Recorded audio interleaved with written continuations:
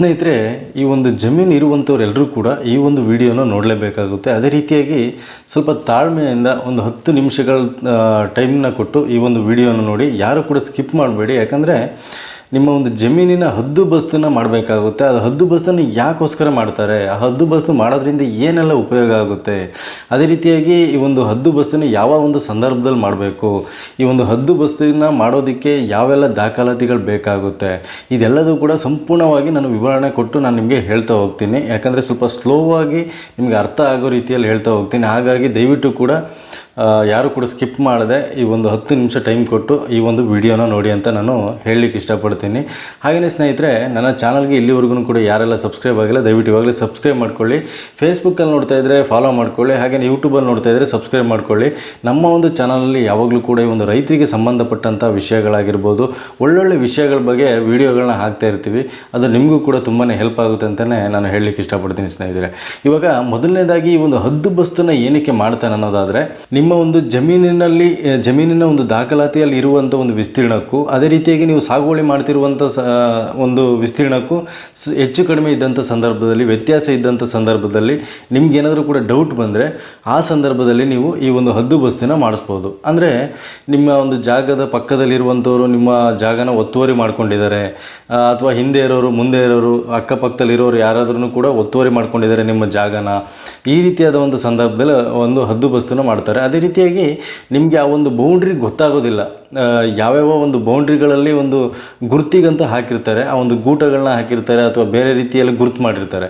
ಅದು ಯಾವುದು ಕೂಡ ಗೊತ್ತಾಗದಿರುವಂಥ ಸಂದರ್ಭದಲ್ಲಿ, ಬೇರೆ ಏನಾದರೂ ಒತ್ತುವರಿ ಮಾಡ್ಕೊಂಡಂಥ ಸಂದರ್ಭದಲ್ಲಿ ಈ ಒಂದು ಹದ್ದುಬಸ್ತನ್ನು ಮಾಡೋದಕ್ಕೆ ಅವಕಾಶ ಇದೆ, ಮಾಡ್ಬೋದು. ಆ ಸಂದರ್ಭದಲ್ಲಿ ಎಲ್ಲರೂ ಕೂಡ ಹದ್ದುಬಸ್ತನ್ನು ಮಾಡ್ತಾರೆ.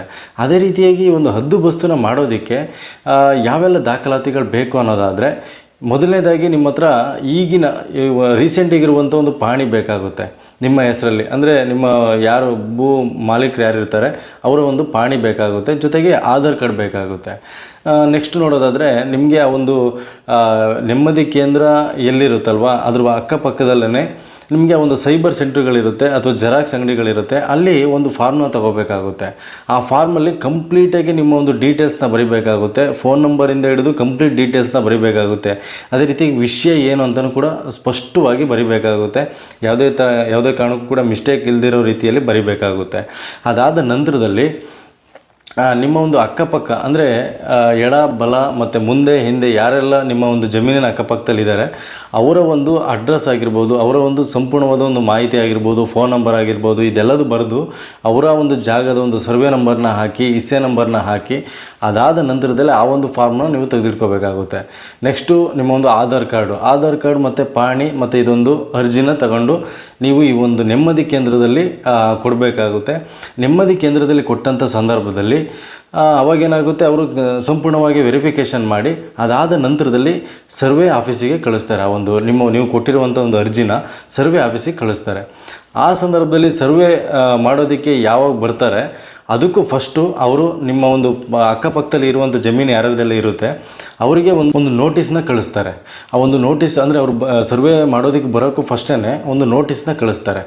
ನಾವು ಇಂಥ ದಿನ ಬರ್ತಾ ಇದ್ದೀವಿ ಸರ್ವೆ ಮಾಡೋದಕ್ಕೆ, ಇದೇ ರೀತಿಯಾಗಿ ಇಂಥವರು ಹದ್ದುಬಸ್ತಿಗೋಸ್ಕರ ಅರ್ಜಿನ ಹಾಕಿದ್ದಾರೆ, ನಾವು ಇಂಥ ದಿವಸ ಬರ್ತಾ ಇದ್ದೀವಿ ಸರ್ವೆ ಮಾಡೋದಕ್ಕೆ, ನೀವು ಬರಬೇಕಾಗುತ್ತೆ ಅಂತ ಹೇಳ್ಬಿಟ್ಟು ಆ ಸಂದರ್ಭದಲ್ಲಿ ಅವರಿಗೆ ಒಂದು ನೋಟಿಸ್ನ ಕೊಡ್ತಾರೆ, ಒಂದು ಸರ್ವೆ ಮಾಡೋದಕ್ಕೂ ಫಸ್ಟೇ. ಅದಾದ ನಂತರದಲ್ಲಿ ಸರ್ವೆ ಮಾಡೋದಕ್ಕೆ ಸರ್ವೆಯಿಂದ ಆಫೀಸಿಂದ ಕಳಿಸ್ತಾರೆ. ಸರ್ವೆ ಆಫೀಸಿಂದ ಕಳಿಸ್ಬೇಕಾದ್ರೂ ಕೂಡ, ಸರ್ವೆ ಆಫೀಸಿಂದ ಬರಬೇಕಾದ್ರೂ ಕೂಡ ನೀವು ಕೊಟ್ಟಿರೋಂಥ ಅರ್ಜಿ ಮತ್ತು ಅದರ ಹಿಂದಿನ ಒಂದು ದಾಖಲಾತಿಗಳು ಏನೇನೆಲ್ಲ ಇದೆ ಆ ಒಂದು ಜಾಗದ ಮೇಲೆ, ಆ ಒಂದು ಸರ್ವೆ ನಂಬರ್ನ ಮೇಲೆ, ಅದನ್ನು ಸಂಪೂರ್ಣವಾಗಿ ಅವರು ಕಂಪ್ಲೀಟಾಗಿ ಎಲ್ಲ ಚೆಕ್ ಮಾಡ್ತಾರೆ. ಕಂಪ್ಲೀಟ್ ಎಲ್ಲನೂ ಚೆಕ್ ಮಾಡಿದ ನಂತರದಲ್ಲಿ, ಅದಾದ ನಂತರದಲ್ಲಿ ಸರ್ವೆ ಮಾಡೋದಕ್ಕೆ ಬರ್ತಾರೆ. ಸರ್ವೆ ಮಾಡೋದಕ್ಕೆ ಬಂದಂಥ ಸಂದರ್ಭದಲ್ಲಿ ಕಂಪ್ಲೀಟ್ ಸರ್ವೆ ಮಾಡ್ತಾರೆ. ಸರ್ವೆ ಮಾಡಾದಮೇಲೆ ನಿಮ್ಮ ಒಂದು ಅಕ್ಕಪಕ್ಕದಲ್ಲಿ ಇರೋರಿಗೇನಾದ್ರೂ ಕೂಡ ನಿಮ್ಮ ಒಂದು ಜಾಗನ ಅವರು ಏನಾದ್ರೂ ಕೂಡ ಒತ್ತುವರಿ ಮಾಡ್ಕೊಂಡಿದ್ದಾರೆ ಅಂತ ಗೊತ್ತಾದರೆ, ಯಾರ್ಯಾರ್ದೆಲ್ಲ ಒತ್ತುವರಿ ಮಾಡ್ಕೊಂಡಿದ್ದಾರೆ ಅದೆಲ್ಲದೂ ಕೂಡ ನಿಮಗೆ ಕಂಪ್ಲೀಟ್ ಗೊತ್ತಾಗುತ್ತೆ. ಆ ಒಂದು ಡೀಟೇಲ್ಸ್ ಕೂಡ ಅವರು ಸರ್ವೆ ಮಾಡಬೇಕಾದ್ರೆ ಕೊಡ್ತಾರೆ, ಈ ಒಂದು ಜಾಗದಲ್ಲಿ ಇಷ್ಟು ಒತ್ತುವರಿ ಆಗಿದೆ ಅಂತ. ಅವರು ಡೀಟೇಲ್ಸ್ನ ಕೊಟ್ಟಿದ್ದ ನಂತರದಲ್ಲಿ ಅವರು ಏನು ಮಾಡೋದಕ್ಕೆ ಬರೋದಿಲ್ಲ. ಅದಾದ ನಂತರ ನೀವು ಅಲ್ಲಿ ಏನು ಮಾಲೀಕರು ಯಾರೆಲ್ಲ ಇದ್ದಾರೆ ಅವ್ರ ಹತ್ರ ನೀವು ಗೌರವಿತವಾಗಿ ಅವ್ರ ಹತ್ರ ರಿಕ್ವೆಸ್ಟ್ ಮಾಡ್ಕೊಂಡು ಈ ಒಂದು ಜಾಗನ ನಮಗೆ ಬಿಟ್ಕೊಡಿ, ನಮ್ಮ ಒಂದು ಜಾಗನ ಬಿಟ್ಕೊಡಿ ಅಂತ ಗೌರವಿತವಾಗಿ ನೀವು ರಿಕ್ವೆಸ್ಟ್ ಮಾಡಬೇಕಾಗುತ್ತೆ. ಯಾಕಂತಂದರೆ ನಾನಿದು ಪರ್ಸ್ನಲಾಗಿ ಹೇಳ್ತಿರುವಂಥ ವಿಚಾರ. ಅದಾದ ನಂತರದಲ್ಲಿ ನಿಮಗೆ ಅಂದರೆ ಆದಷ್ಟು ಕೂಡ ಈ ಒಂದು ಕೋರ್ಟ್ಗೆ ಅಂದರೆ ಕಾನೂನು ಮುಖಾಂತರವಾಗಿ ಹೋಗೋಕ್ಕೂ ಫಸ್ಟೇ ಗೌರವಾನ್ವಿತವಾಗಿ ಅವ್ರ ಹತ್ರ ನೀವು ಕೇಳ್ಕೊಳ್ಳಿ.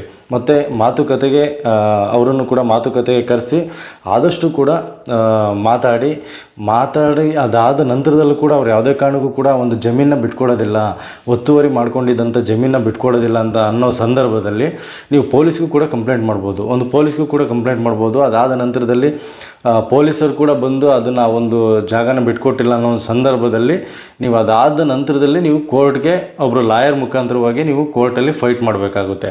ಬಟ್ ನಿಮ್ಮ ಈ ಒಂದು ಕೋರ್ಟ್ನ ಆಯ್ಕೆ ಯಾವತ್ತೂ ಕೂಡ ಕೊನೆಯಲ್ಲಿರಬೇಕಾಗುತ್ತೆ. ಯಾಕಂತಂದರೆ ಈ ಒಂದು ಜಮೀನು ವಿಚಾರವಾಗಿ ನೀವೇನಾದರೂ ಕೋರ್ಟಿಗೆ ಹೋದ್ರಿ ಅಂದರೆ ಏನಾದರೂ ಒಂದು ಕುಂಟೆ ಜಮೀನನ್ನ ಅವರು ಬಳಸ್ಕೊಂಡಿದ್ರು ಕೂಡ ಒಂದು ಕುಂಟೆಗೆ ನೀವು ಲಕ್ಷಾಂತರ ರೂಪಾಯಿ ದುಡ್ಡನ್ನ ಖರ್ಚು ಮಾಡಬೇಕಾಗುತ್ತೆ. ಯಾಕಂದರೆ ಈ ಒಂದು ಜಾಗದ ವಿಚಾರದಲ್ಲಿ ಕೋರ್ಟ್ಗೆ ಏನಾದರೂ ನೀವು ಹೋದಂಥ ಸಂದರ್ಭದಲ್ಲಿ ಅವ್ರದ್ದು ಕೂಡ ತುಂಬಾ ಹಣ ಖರ್ಚಾಗುತ್ತೆ, ನಿಮ್ಮದು ಕೂಡ ಹಣ ಖರ್ಚಾಗುತ್ತೆ. ಮತ್ತು ಇದರ ಒಂದು ರಿಸಲ್ಟ್ನ ನೋಡಬೇಕು ಅಂತಂದರೆ ನೀವು ತುಂಬ ವರ್ಷಗಟ್ಟಲೆ ಕಾಯಬೇಕಾಗುತ್ತೆ. ಅಂದರೆ ನಿಮಗೆ 10 ವರ್ಷ ಆದ್ರೂ ಆಗ್ಬೋದು, ಹೇಳೋಕ್ಕಾಗಲ್ಲ. ನೀವು ಅನ್ಕೋಬೋದು ಟೆಕ್ನಾಲಜಿ ಇಷ್ಟೆಲ್ಲ ಮುಂದುವರೆದಿದೆ ಆದ್ರೂ ಕೂಡ ಯಾಕೆ ಈ ರೀತಿಯಾಗಿ ಅಂತ. ಜಮೀನಿನ ವಿಚಾರ ಬಂದಾಗ ಅದೇ ರೀತಿಯಾಗಿ ಇರುತ್ತೆ ಸ್ನೇಹಿತರೆ. ಹಾಗಾಗಿ ನೀವು ಕೋರ್ಟ್ಗೆ ಹೋಗೋಕ್ಕೂ ಫಸ್ಟು ನಿಮ್ಮ ಒಂದು ಅಕ್ಕಪಕ್ಕದ ಜಮೀನಲ್ಲಿ ಯಾರೆಲ್ಲ ನಿಮ್ಮ ಒಂದು ಜಮೀನು ಒತ್ತುವರಿ ಮಾಡ್ಕೊಂಡಿದ್ದಾರೆ ಅವ್ರ ಹತ್ರ ನೀವು ಸರಿಯಾಗಿ ಗೌರವಿತವಾಗಿ ಮಾತಾಡಿ ಅದರಲ್ಲೇ ಕೂಡ ನೀವು ಕ್ಲಿಯರ್ ಮಾಡಿಕೊಂಡ್ರೆ ಆ ಒಂದು ಸಂದರ್ಭದಲ್ಲಿ ನಿಮಗೆ ಕೋರ್ಟಿಗೆ ಹೋಗೋದು ತಪ್ಪುತ್ತೆ, ನಿಮ್ಮ ಒಂದು ಹಣಕಾಸು ಕೂಡ ಉಳಿಯುತ್ತೆ ಅಂತ ನಾನು ಹೇಳಲಿಕ್ಕೆ ಇಷ್ಟಪಡ್ತೀನಿ ಸ್ನೇಹಿತರೆ. ಓಕೆ ಸ್ನೇಹಿತರೆ, ಈ ವಿಡಿಯೋ ನಿಮಗೆ ಇಷ್ಟ ಆಯಿತು ಅಂತ ಅಂದ್ಕೊಳ್ತೀನಿ. ಇದೇ ರೀತಿಯಾದ ಹೊಸ ವಿಡಿಯೋಗೋಸ್ಕರ ದಯವಿಟ್ಟು ಕೂಡ ನಮ್ಮ ಒಂದು ಚಾನಲ್ನ ಸಬ್ಸ್ಕ್ರೈಬ್ ಮಾಡ್ಕೊಳ್ಳಿ. ಅದೇ ರೀತಿಯಾಗಿ ಫೇಸ್ಬುಕ್ಕಲ್ಲಿ ಏನಾದರೂ ನೋಡ್ತಾ ಇದ್ದರೆ ಫೇಸ್ಬುಕ್ ಪೇಜ್ ಇದೆ, ಅಲ್ಲೂ ಕೂಡ ಫಾಲೋ ಮಾಡ್ಕೊಳ್ಳಿ ಅಂತ ಹೇಳ್ತಾ ಈ ವಿಡಿಯೋನ ಇಲ್ಲಿಗೆ ಮುಗಿಸ್ತಾ ಇದ್ದೀನಿ. ಮುಂದಿನ ವಿಡಿಯೋದಲ್ಲಿ ಮತ್ತೆ ಸಿಗ್ತೀನಿ. ಧನ್ಯವಾದ ಸ್ನೇಹಿತರೆ.